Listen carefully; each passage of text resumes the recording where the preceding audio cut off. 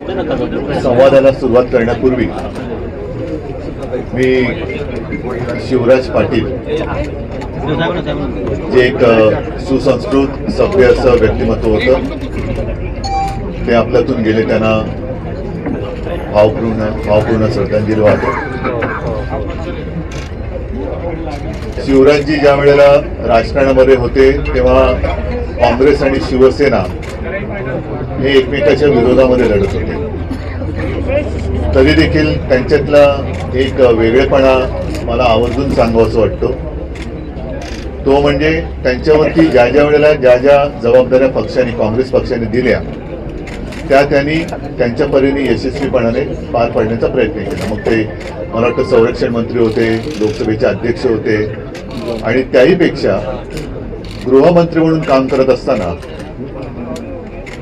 26/11 हा जो काही आतंकवादी हल्ला झाला त्यावेळेला त्याची नैतिक जबाबदारी स्वीकारून त्यांनी राजीनामा दिला होता.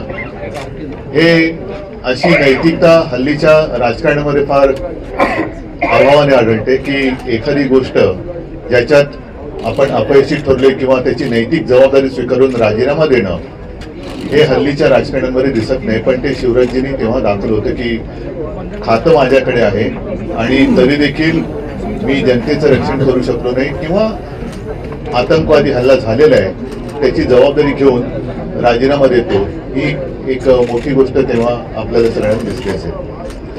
आणि म्हणून जेव्हा ते राजकारणात होते तेव्हा मी म्हटलं तसं काँग्रेस आणि शिवसेना हे एकमेकाच्या विरोधात लढत होते. पण ज्याच्याकडे ज्या काही चांगल्या गोष्टी असतात त्या आपण चांगल्या मानल्या पाहिजेत आणि त्यांच्याकडनं काही गोष्टी आपण शिकल्या पाहिजेत. अध्यक्षांना भेटला, सभापतींना भेटला, वेळ मागितला आहे का तुम्हाला? कारण गेल्या वर्षभरापासून आता काल आपण मला एक प्रश्न विचारला होता किंवा एक बोलताना बोललं होतं आपल्यापैकी कोणतरी की दोन्ही सभागृहाला आता विरोधी पक्ष नेते नाहीयेत.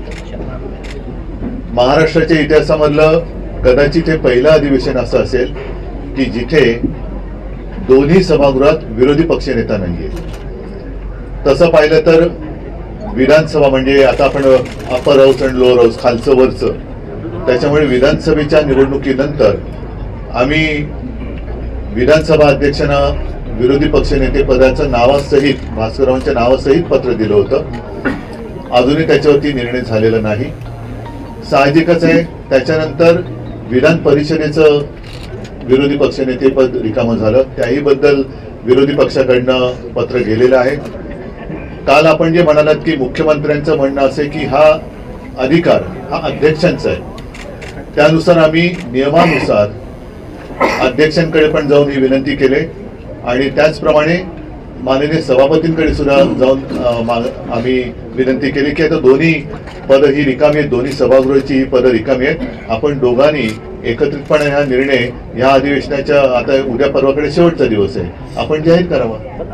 काय म्हणाले का अध्यक्षांनी? अध्यक्षांना, सभापतींना तुमची केबिन मध्ये चर्चा होते, पण त्यांचा रिप्लाय काय असतो तुम्हाला? मी तेच सांगतो, मला पूर्ण करण्याच्या आधीच तुमचा प्रश्न. साहजिकच आहे, दोघांनी सांगितले की आम्ही जरूर त्याचा आमच्या मनामध्ये तो विचार चालू आहे, आम्ही लवकरात लवकर तो निर्णय घेऊ. आता हे गेल्या अधिवेशनाच्या वेळेला सुद्धा लवकरात लवकर हा शब्दप्रयोग झाला होता. आता किती लवकर तो निर्णय होतोय हे आपल्याला कळेल. कारण आमची तर विनंती किंवा आग्रह असा आहे की हे अधिवेशन संपण्यापूर्वी दोन्ही सभागृहाला विरोधी पक्ष नेते लाभावेत की जेणेकरून विरोधाला विरोध करण्यासाठी नको ते तर आम्ही आजही करतो, विरोधाला विरोध नाही, पण जनतेचे प्रश्न एक त्यांचा आवाज उठवणं हे आमचंही कर्तव्य आहे. आणि जे कोणी या सभागृहात जनतेकडनं आपले प्रतिनिधी, लोकप्रतिनिधी म्हणून येतात, त्यांचं सगळ्यांचं ते कर्तव्य असतं.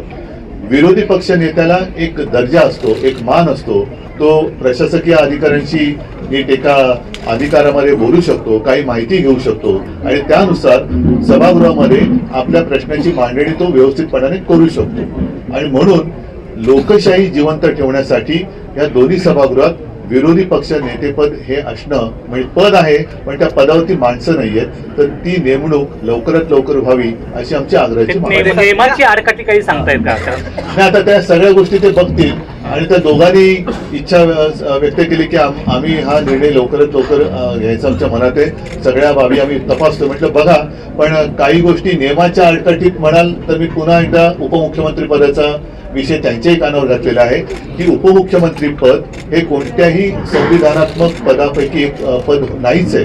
त्याच्यामुळे जर समजा याला नियमाची आडकाठी असेल तर उपमुख्यमंत्री पद हे जी बिरुदावली लावली जाते, बिरुद लावलं जातं आणि नको ती लोक ती मिरवतात, ते ताबडतोब रद्द झालं पाहिजे. नाही, पण त्यावर सत्ताधारी आमदार आणि नेत्यांचं असं म्हणणं होतं की उद्धव ठाकरेंच्या सरकारमध्येही अजित पवार उपमुख्यमंत्री होते, त्यावर पण त्याही वेळेला विरोधी पक्ष नेते होतेच. माझं म्हणणं काय असेल, संविधानाची अडकाठी किंवा नियम असेल तर नियम सगळीकडे सारखा असला पाहिजे. तो केवळ विरोधी पक्ष नेत्याला त्या मोजमाप पट्टी लावणार असाल तर उपमुख्यमंत्र्याला लावली पाहिजे, आणि ती मोडून जर उपमुख्यमंत्री करणार असाल तर मग विरोधी पक्ष नेता पण पद केलं पाहिजे.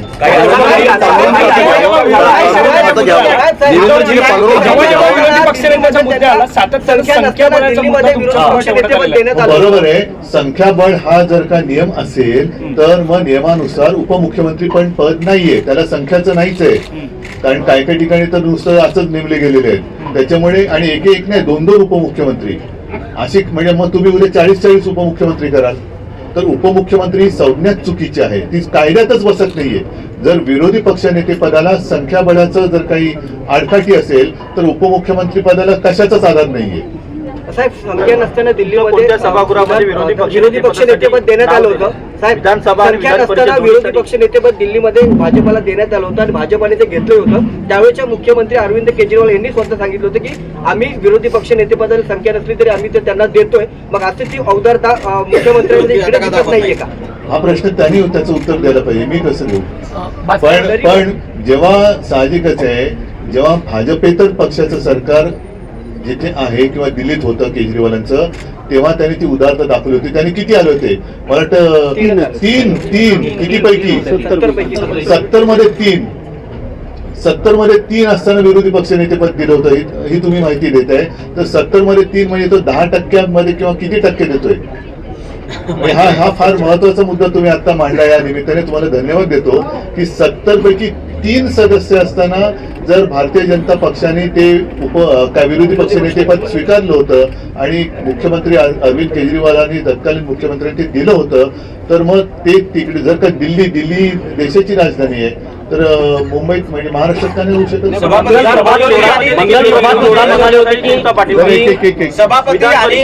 सभापती आणि अध्यक्ष असं तुम्हाला तुम्ही भेट घेतली तर तुम्हाला लवकरात लवकर म्हणतात, पण जेव्हा अधिवेशन सुरू व्हायच्या पूर्वी पत्रकार परिषद जेव्हा झाली, सभापती म्हणतात योग्य वेळी योग्य निर्णय घेऊ. म्हणजे अर्थ काय?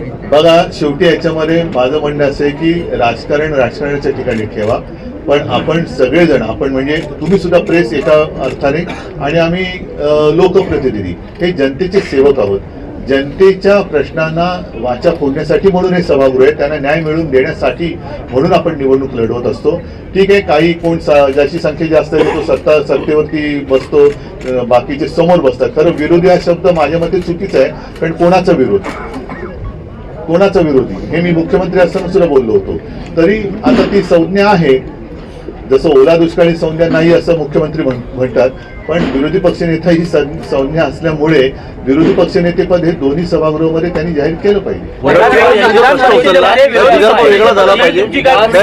विरोधी पक्षानं विधानसभेमध्ये भास्कररावांचं नाव दिलं आहे आणि विधान परिषदेमध्ये सतेज पाटलांचं दिलं आहे.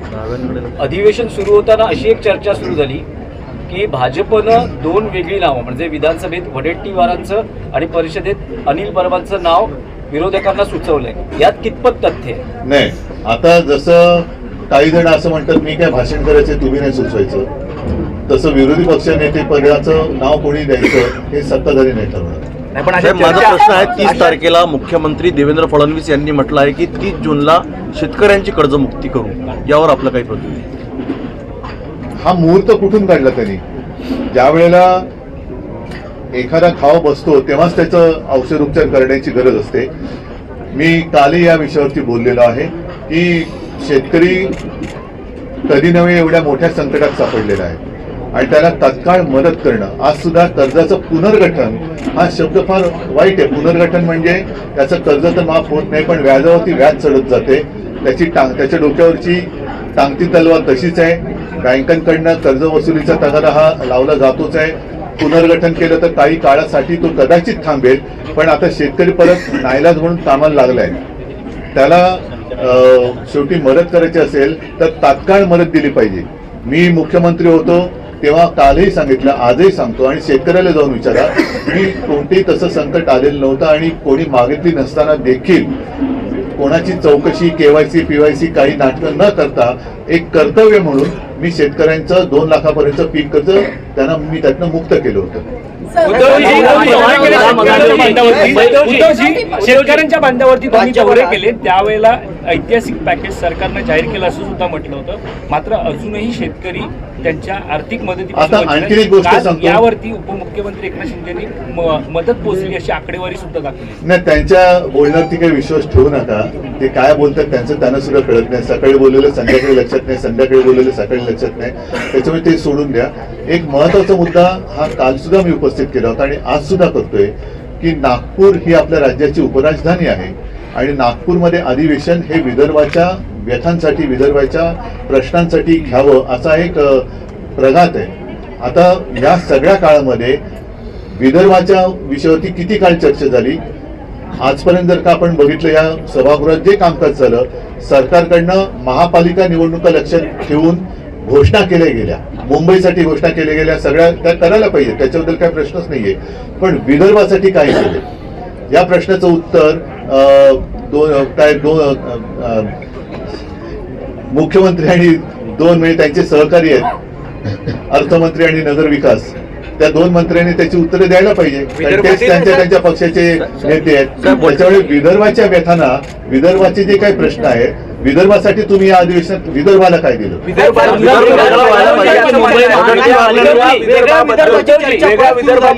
कोण म्हणते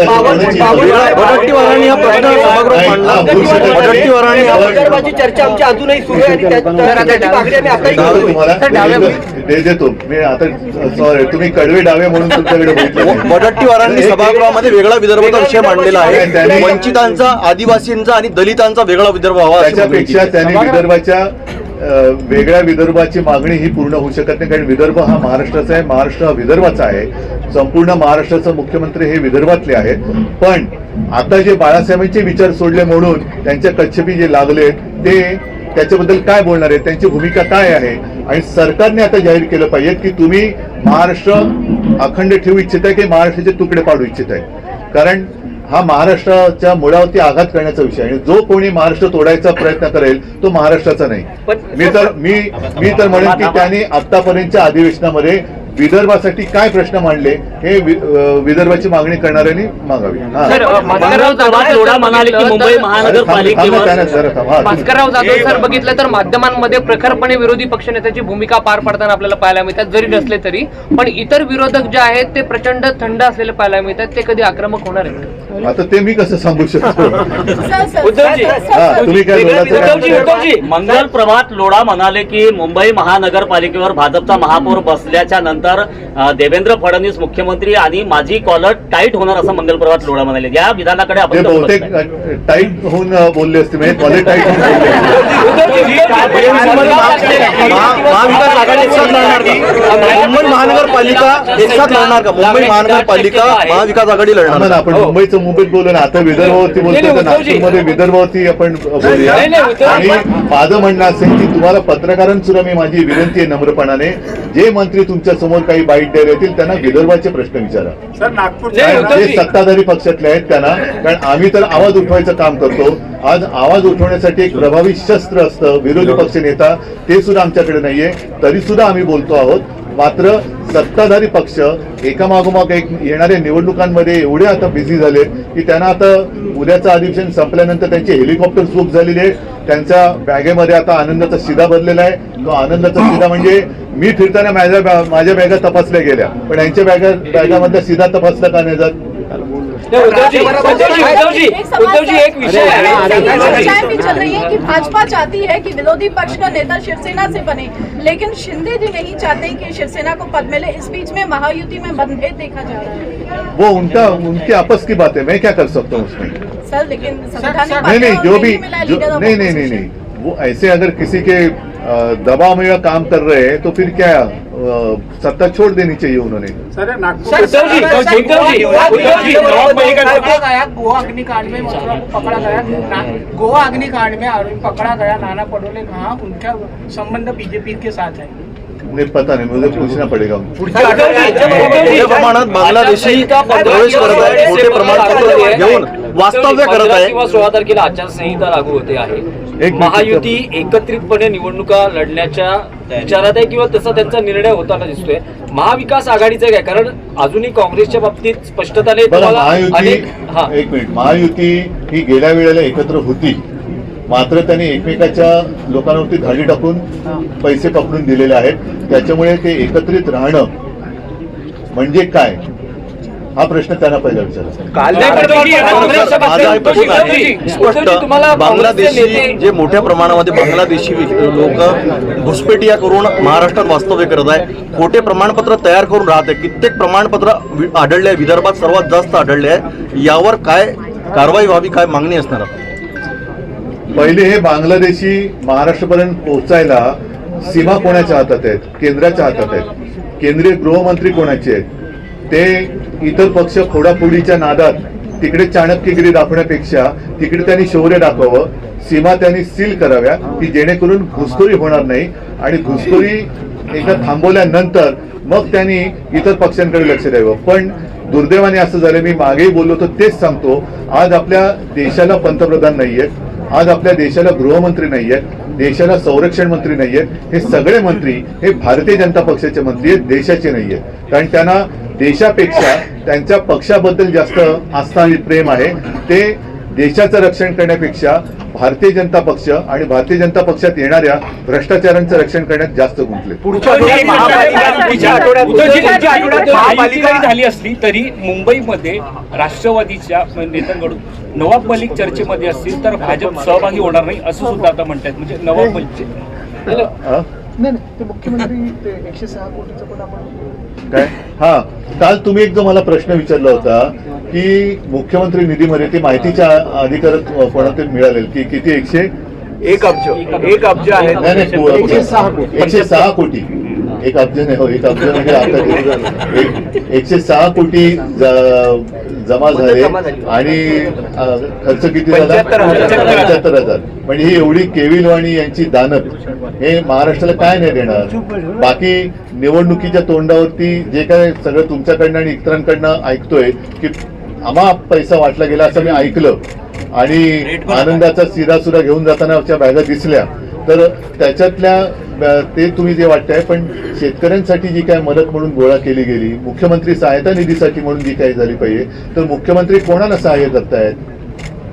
कोण आहे ते सगळे जे त्यातले जे सगळे लाभार्थी कोण आहेत हे सुद्धा बघायला पाहिजे। आणि 106 कोटी मधले फक्त तुम्ही 75,000 रुपये वाटताय, ही सगळी थट्टा चाललेली आहे। आणि यांना नुसती सत्ता उपभोगायची आहे, जनतेचं कल्याण यांच्याकडनं होईल असं मला कळलं।